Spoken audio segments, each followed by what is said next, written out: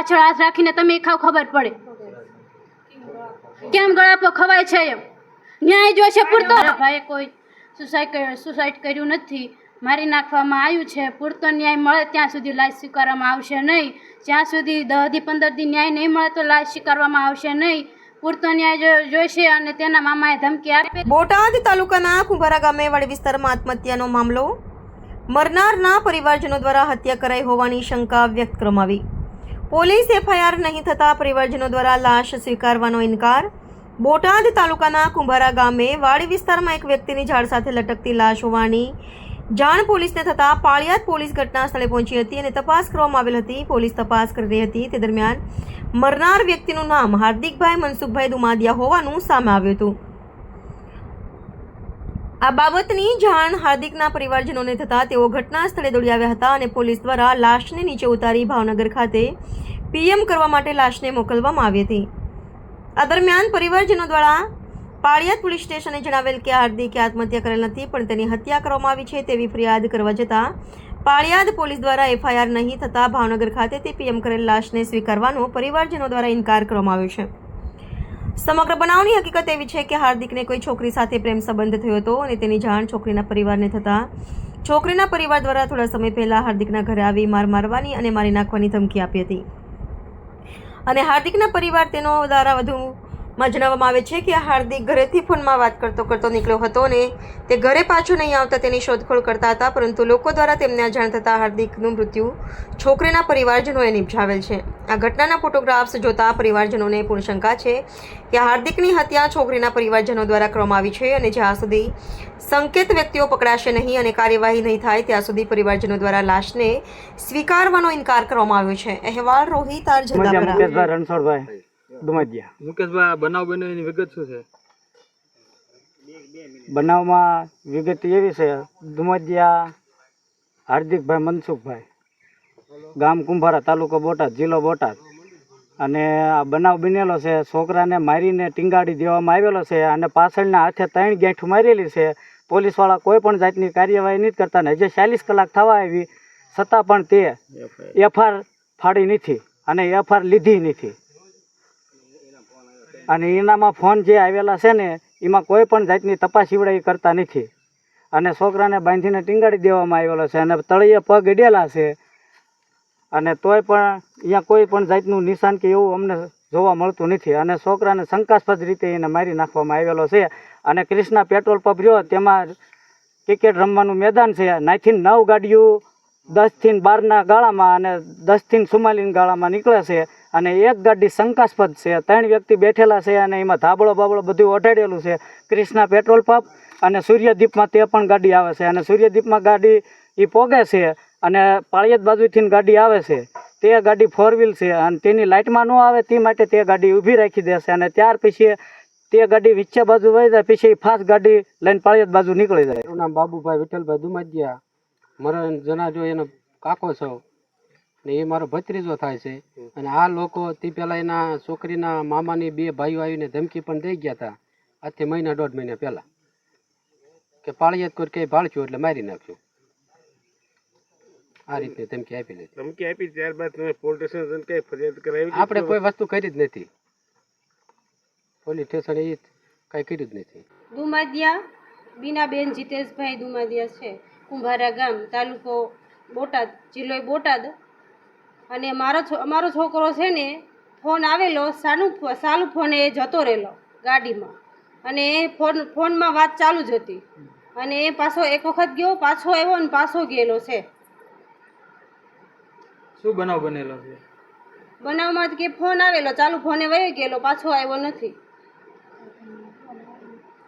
અને એના પપ્પાનો ફોન આવેલો છે, છોકરીનો ફોન આવેલો છે અને એમના કાકાનો ફોન આવેલો છે અને પોલીસ સ્ટેશને કોઈ જવાબ આપતું નથી અને ફોન લઈ ગયેલા છે પણ ફોનમાં કોઈ રેકોર્ડિંગ કે કાંઈ અમને આપતા નથી કે સંભળાવતા નથી અને ફોન ચાલુ છે પણ એ ફોનમાં વાત કરવા રેકોર્ડિંગ અમને બતાવે તો અમને ખબર પડે ને કે ભાઈ અમારા છોકરાનું આવી રીતે સુસાઇડ કરેલું છે કે પછી સામેવાળાએ મારેલો છે, એવું હોવું જોઈએ ને એમ। એવું તો સાબિત કરતા નથી પોલીસવાળા એમ। તમે પોલીસ સ્ટેશને ગયા તો તમારો કેસ લીધો કે નથી લીધો? નથી લીધો, કેસ જ નથી લીધો અને અડતા જ નથી ને કેસ. તો શું કહેવા માંગે છે એ લોકો પોલીસ વાળા શું કહે છે? પોલીસવાળા જવાબ જ નહીં આપતા. રિપોર્ટ આવે એ લોકો અમે ભાવનગર લઈ ગયેલા છે અમારા છોકરાને. હવે આ લોકો અમને જવાબ આપે તો અમે ભાવનગરથી લાશ આવી લેવી ને. હવે આ લોકો જવાબ અમને ન આપે તો અમારી લાશ કેમ અમે ઘરે લાવી? લાશ લેવાની થતી જ નથી. અમારે ન્યાય જોવી, કાર્યવાહી પૂરેપૂરી જોઈ અને જેને કાંઈ કર્યું એને પૂછપરછ કરો પાછળ. મારું નામ દુમાદિયા ધર્મિષ્ઠા બાબુભાઈ છે. મારો ભાઈ થાય છે. મારા ભાઈએ કોઈ સુસાઇડ કર્યું નથી.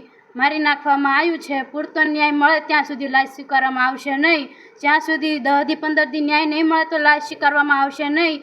પૂરતો ન્યાય જોઈશે. અને તેના મામાએ ધમકી આપેલી છે અને છેલ્લે એના પપ્પાનો, છોકરીના પપ્પાનો, છોકરીનો અને તેના કાકાનો ફોન આવેલો છે. છોકરો ભાઈ ઘરેથી ગયેલો છે પણ પાછી ઠેલી હતી હાથમાં. એક વાડીએ ટીંગાડેલો છે તો ના હતું નહીં કશું, ઓઢણી બાંધેલી છે તો એમ ગળાપો કોઈ ખાઈ શકે નહીં. અને એના મામાએ ધમકી આપેલી છે, પાછળ હાથ બાંધેલા છે, એમ કાંઈ કોઈ ગળાપો ખાઈ શકે નહીં. એવડા એને કહો તમે ખાવ, એમ પાછળ હાથ રાખીને તમે ખાવ, ખબર પડે કેમ ગળાપો ખવાય છે. એમ ન્યાય જોઈશે પૂરતો. મારું નામ છે ધોરિયા વીરજી મંજીભાઈ. આ જે વ્યક્તિ છે એ મારો મામાનો છોકરાનો છોકરો એટલે મારો ભત્રીજો છે. બનાવ બન્યાના ટોટલ અત્યારે 40 કલાક જેવું થવામાં આવ્યું છે અને પોલીસ તરફથી કોઈ પણ પ્રકારનો ફેમિલીને કોઈ પણ પ્રકારની જાણકારી આપવામાં આવી નથી કે આ રીતે છે કે આમ છે. અને કોની સાથે વાત થયેલ છે એ પણ જણાવવામાં નથી આવ્યું. અને પોલીસ સ્ટેશને જતાં કોઈ પણ પ્રકારની જાણકારી પોલીસ દ્વારા નથી આપવામાં આવી. અને આપણે કંઈ પણ કહીએ કે કેમેરા ચેક કરો, પછી મોબાઈલની કોની સાથે વાત થઈ છે એ જણાવો, તો એ વિશે કોઈ પણ પ્રકારની જાણકારી તે આપતા નથી લોકો. અને કહે છે કે હજી એ વાતની પણ ખાતરી નથી થઈ કે પોલીસે કાર્યવાહી શરૂ કરી છે કે નહીં. જો પોલીસે કાર્યવાહી શરૂ કરી છે તો અત્યાર સુધીમાં 40 કલાક છે તો એનું કંઈક તો પરિણામ સામે હોવું જોઈએ કે નહીં.